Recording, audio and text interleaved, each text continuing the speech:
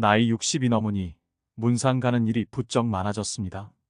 조문관 자리에서 동년배의 지인들과 술 한잔 기울이다 보면 내가 벌써 중년을 넘어 노년이 되었다는 사실을 다시금 깨닫게 됩니다.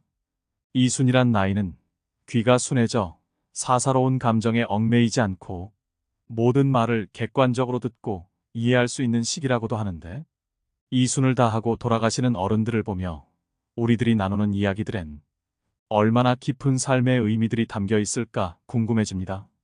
뼈 빠지게 노력하며 열심히 살았다 푸념들 하지만 무엇을 위해, 누구를 위해 이토록 열심히 살았다는 것인지, 가족을 위해 살았다지만 정말 그게 전부인지, 지금껏 앞만 보고 달려온 인생, 누구도 그 의미를 알아주지 않는다고 생각하니 끝없는 공허함과 소외감이 몰려오곤 합니다.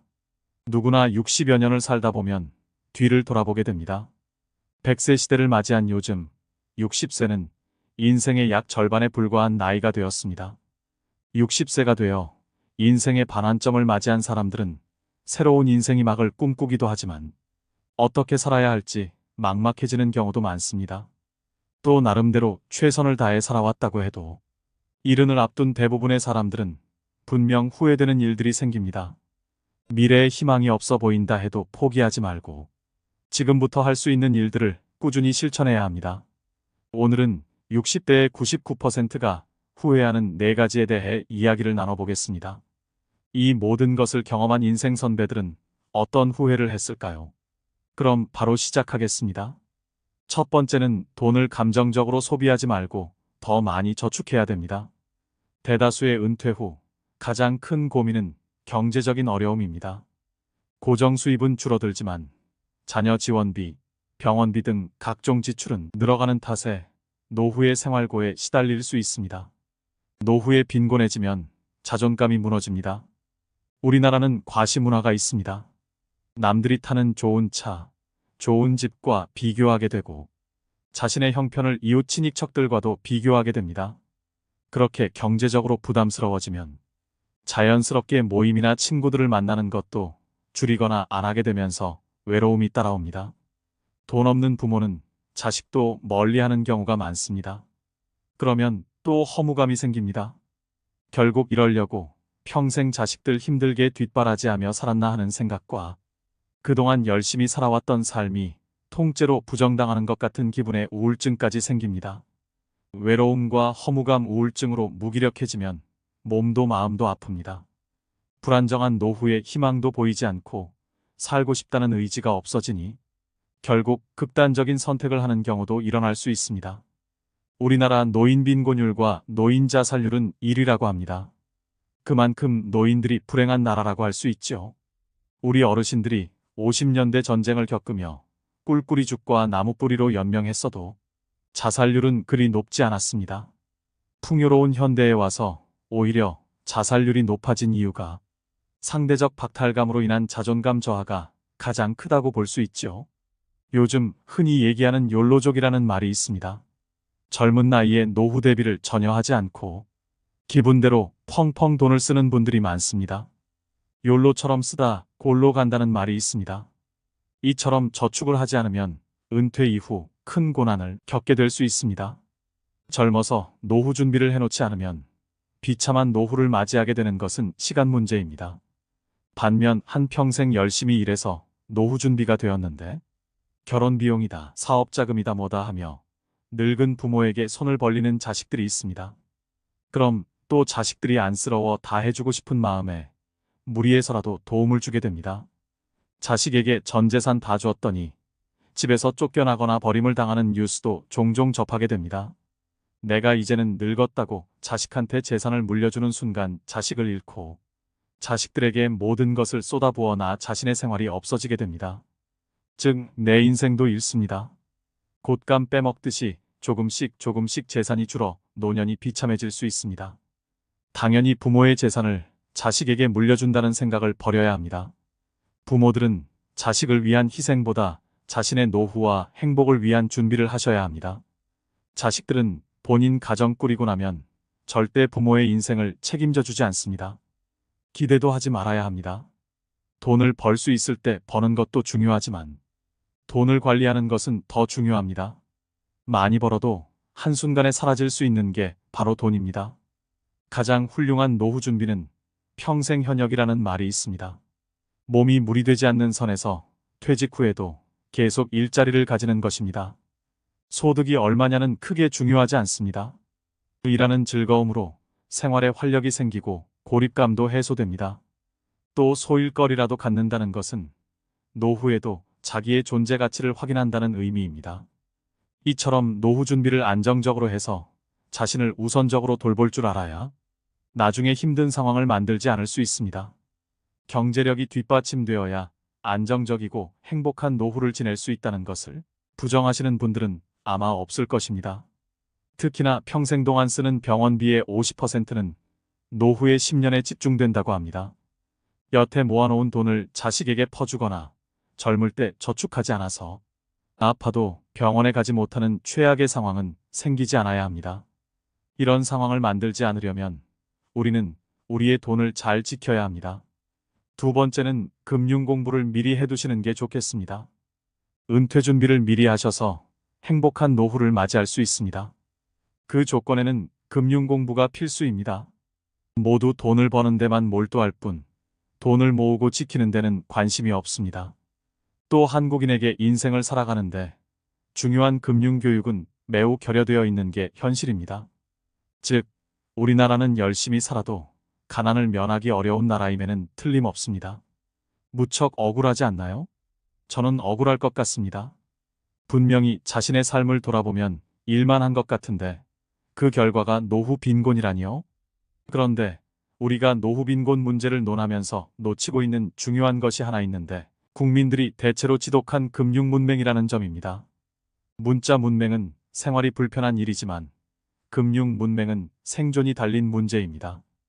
우리나라에선 열심히 일하는 것에 대해서는 모두가 미덕으로 칭찬하지만 본격적으로 자산을 불리는 일에 대해서는 심지어 색안경까지 끼고 보는 것이 엄연한 현실입니다.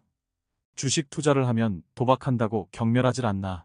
주식 투자에서 돈 번 사람 본 적이 없다고 비아냥거리질 않나. 게다가 부동산을 하면 투기꾼이라고 윽박지르질 않나. 그러면서 동시에 열심히 땀 흘려 돈을 벌고 열심히 저축을 해서 부자 되라고 합니다. 그렇게 열심히 살아도 노후에 자식들 시집, 장가 보내고 나면 정작 자신의 노후를 대비할 돈은 거의 남아있지 않는 것이 사실 아닌지요. 오직 노동을 통해서만 돈을 번 사람은 노동을 못하게 되는 순간 소득 빈곤층으로 전락하게 됩니다. 가난을 면하기 위해서 열심히 사는 것은 당연한 것이고 국민 한 사람 한 사람이 자신을 위해서 돈 그 자체에 대해 공부를 해야 노후 빈곤에 빠지지 않게 되는 겁니다. 아무리 많이 배우고 열심히 살아도 돈을 모르고 열심히 일만 하면 그 결과는 뻔한 것이죠. 국가가 나의 노후를 책임질 걸 기대하기 전에 여러분들은 자기 노후는 자기가 책임진다는 생각을 가져야 합니다. 그건 금융 문맹에서 탈출해야만 가능한 것이 현실입니다. 실제로 은퇴자가 평생 모은 돈을 금융사 직원 권유로 사모펀드에 넣었다가 큰 손실을 봤다는 뉴스가 흔합니다. 이처럼 금융에 대한 지식과 정보가 없으면 내 평생 노후 자금이 물거품처럼 사라질 수도 있는 것입니다. 미국의 부호 워렌 버핏도 65세 이후에 막대한 재산의 90% 이상을 축적했다고 합니다. 그러니 지금도 너무 늦었다고 생각하시지 마시고 쉬운 것부터 천천히 공부하는 것이 중요합니다. 모든 것은 본인 의지대로 마음먹기 나름입니다. 지금부터라도 금융에 대해 관심을 가지고 배워보려는 자세를 갖춘다면 이미 여러분들은 한 단계 해낸 것입니다. 세 번째는 건강과 웰빙에 신경 쓰셔야 합니다. 60대 사람들이 가장 많이 후회하는 것 중 하나는 인생 초기에 건강을 소홀히 한 것입니다. 앞으로 인간의 평균은 점차 수직적으로 늘어날 전망입니다. 그러나 건강 관리를 잘못하여 오랫동안 침대에만 누워 지내다 죽음을 맞이한다면 장수는 아무런 의미가 없는 것 같습니다. 노후의 건강 관리 어떻게 해야 할까요? 노인 A씨와 B씨가 있었습니다. A씨는 100세까지 살았지만 75세의 나이에 찾아온 질병으로 무려 25년을 병원과 집만 오가며 거의 침대에 누워 지내야 했습니다. 반면 B씨는 87세까지 살았지만 죽기 얼마 전까지 텃밭에 나가 취미 삼아 기르던 상추와 고추를 손질하고 부인, 친구들과 단풍 구경을 가는 등 건강하게 활동하며 살았습니다. 과연 누구의 삶이 더 행복하고 이상적인 노후라고 할 수 있을까요? 사람은 누구나 오래 살기를 꿈꿉니다. 하지만 오래 산다고 다 행복할까요? 몸이 불편해 5년, 10년씩을 침대에 누워서 보내야 한다면, 또 노후에 소일거리를 찾지 못해 집에서 온종일 텔레비전이나 보며 지낸다면 그것이 행복하다고 할 수 있는 것일까요? 긍정적인 장수는 본인도 행복하고 가족 구성원들도 즐겁지만, 부정적인 장수는 본인도 고통스럽고 가족도 힘들게 합니다. 중요한 것은 얼마나 오래 사느냐가 아니라 얼마나 건강하게 사느냐입니다. 기계도 오래되면 녹이 슬고 마모되어 예전만 한 성능을 발휘하지 못합니다. 그러다가 점점 망가지는 곳이 늘어나면서 결국 더 이상 고칠 수 없는 고장난 기계가 되고 맙니다. 사람의 몸도 마찬가지입니다. 기계에 녹이 슬듯이 나이가 들수록 혈관에 혈전이 생기고 장기의 기능이 점점 약해지는 등 건강에 적신호가 켜집니다. 그러나 이런 노화를 당연한 것으로 여겨서는 안 됩니다. 노화 자체는 우리 힘으로 막을 수 없지만 노력을 통해 노화의 속도를 늦추는 것은 가능합니다. 노화의 시계가 느리게 갈수록 우리 몸은 건강하고 노후도 행복해집니다. 노후의 건강을 지키기 위해 다음 사항을 유념하시길 바랍니다. 뼈와 근육의 건강을 챙겨야 합니다. 80세가 되면 30세에 비해 근육의 30에서 40%가 감소합니다. 특히 하지의 근육 감소가 현상이 심해집니다. 뼈의 단단함을 나타내는 골밀도는 20대의 최고조에 달해 그 이후 매년 0.5% 정도 감소합니다. 특히 여성은 폐경기 이후 골밀도가 315년 동안 매년 23%씩 감소합니다. 젊어서부터 꾸준한 근육 운동과 영양 섭취, 관절 관리 등을 통해 뼈를 튼튼히 하는 것이 좋습니다. 또 뇌의 건강을 챙겨야 합니다. 기억력, 인지력, 학습 능력 등의 감퇴는 자연적인 노화 현상입니다. 혈관성이 아닌 알츠하이머성 치매는 사실상 예방이 불가능하다고 합니다. 그러나 꾸준한 지적 활동인 독서와 바둑 등 손을 많이 움직이는 동작과 피아노 치기, 뜨개질, 젓가락질 등 오감을 자극하는 활동과 적절한 운동과 휴식 등은 뇌 기능 유지에 도움이 됩니다. 여기에 긍정적이고 낙천적인 마음가짐을 갖는 것 역시 뇌를 활성화시키는데 중요한 역할을 합니다. 노후를 위협하는 대표적인 질병으로 암을 빼놓을 수 없습니다. 암의 발생률이 점점 높아지고 있는 만큼 암을 예방하는 생활을 하는 것은 노후의 건강을 지키는데 매우 중요합니다. 다음은 미국 국립암센터에서 발표한 암 예방 수칙입니다. 이를 잘 지켜 암도 예방하고 건강도 노후도 지키시길 바랍니다. 균형 잡힌 영양을 섭취해야 합니다. 균형 잡힌 식단을 유지하는 것은 전반적인 건강과 웰빙에 있어 중요합니다. 균형 잡힌 식단은 몸이 제대로 작동하는 데 필요한 모든 영양소를 포함하며 에너지를 제공하고 일상 활동을 수월하게 수행할 수 있는 능력을 제공합니다. 다양한 영양소를 섭취하되 식사량을 적절하게 조절하여 과식을 피하도록 해야 됩니다. 나이가 들수록 소화기관이 약해지기 때문에 체중을 적절하게 관리하는 것도 매우 중요합니다. 이러한 식사 계획은 체중 감소와 건강한 노후 생활을 위한 좋은 시작점이 될 것입니다. 담배를 피우지 말아야 합니다. 흡연은 모든 암의 주요 원인입니다. 흡연한 사람은 그렇지 않은 사람에 비해 폐암의 발병률은 20배, 후두암은 10배, 구강암은 4배, 식도암은 3배가 높습니다. 순한 담배라고 덜 해로운 것이 아니며 담배를 피우면 스트레스가 풀어지고 살이 빠진다는 근거는 없습니다. 백해 무익한 담배, 반드시 금연해야 됩니다. 음식을 짜지 않게 먹고 탄 음식을 먹지 않아야 합니다. 짠 음식은 위 점막을 손상시키고 위염을 유발하여 위암의 발생률을 증가시킵니다. 짠 국물은 적게 먹는 것이 좋으며 간장, 된장 등 추가로 먹는 양념도 줄이는 것이 좋습니다. 나트륨의 배출을 위해 칼륨이 많은 채소와 과일을 많이 드시는 것이 좋습니다. 탄 음식에는 유전자 변형을 일으키는 발암물질이 있으므로 숯불이나 바비큐 형태로의 조리는 줄여야 합니다. 주 5회 이상, 하루 30분 이상, 땀이 날 정도로 걷거나 운동하는 걸 추천드립니다. 규칙적으로 개인의 연령과 건강 상태에 맞게 운동하는 것이 좋습니다. 본인에게 느껴지는 중증도의 강도가 가장 좋으며 출퇴근 시 한두 정거장 미리 내려 걷거나 엘리베이터 대신 계단을 이용하는 등 생활 속에서 작은 움직임으로 운동을 시작해 보세요. 또 암 조기 검진 지침에 따라 검진을 빠짐없이 받으셔야 합니다. 암은 조기에 발견하여 치료하면 90% 이상의 완치가 가능한 질병이므로 국가 암 검진 권고안과 사업에 따라 건강할 때 미리 정기적인 암 검진을 받는 것이 좋습니다. 국가 암 검진 사업은 암을 조기에 발견해서 암 치료율을 높이고 암으로 인한 부담과 사망을 감소시키기 위해 국가에서 제공하는 사업입니다. 자기 관리에 우선순위를 두고 규칙적인 운동을 하고 영양가 있는 식단을 유지하고 예방적 건강 관리를 통해 활력과 장수를 증진하세요. 건강에 우선순위를 두면 나이가 들어도 만족스럽고 활동적인 라이프 스타일을 즐길 수 있는 확률이 높아집니다. 네 번째는 평생 할 수 있는 나만의 취미를 만들어야 합니다. 다양한 취미 활동을 즐기는 것은 젊은 세대의 전유물이 아닙니다. 나이 들어도 취미 활동을 꾸준히 유지하는 것이 중요합니다.